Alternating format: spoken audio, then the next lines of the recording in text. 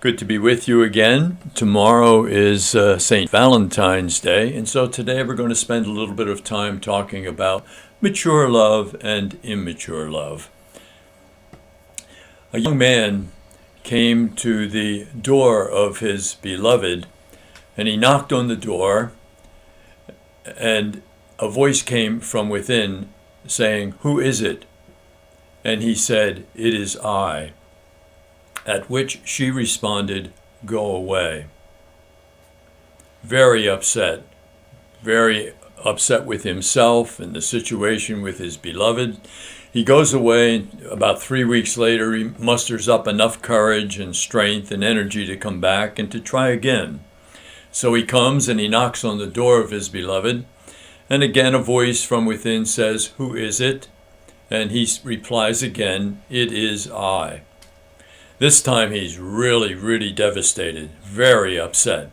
And so he takes himself into the desert where he prays and thinks and reflects. He talks to wise people. And after about a year or so, again, he regains his courage to come back and knock on the door of his beloved. And so a third time, this time he knocks, and from inside comes the voice, "Who is it?"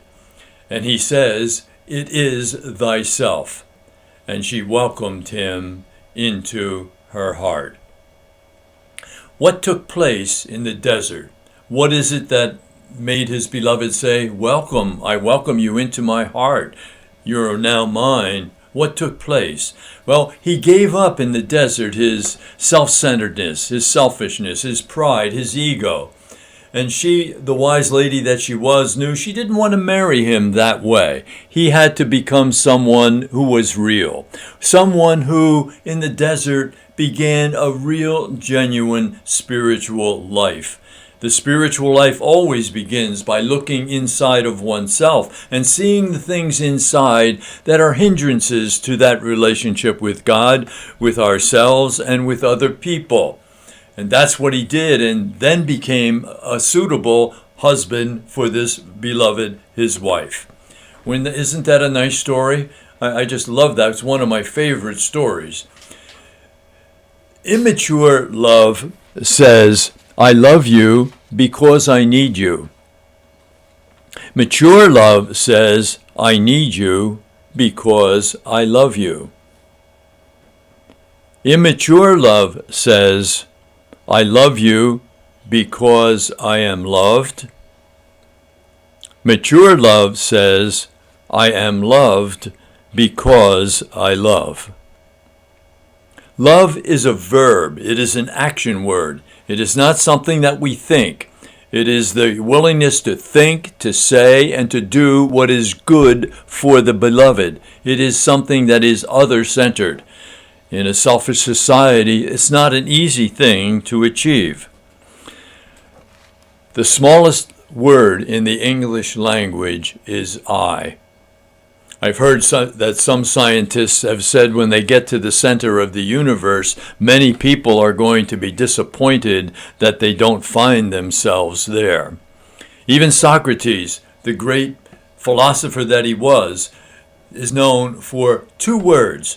Gnothi sauton, know thyself. That's what the young man did. He went to the desert. He acquired some self-knowledge so that he could get rid of all of the things that were going to become obstacles in his marriage.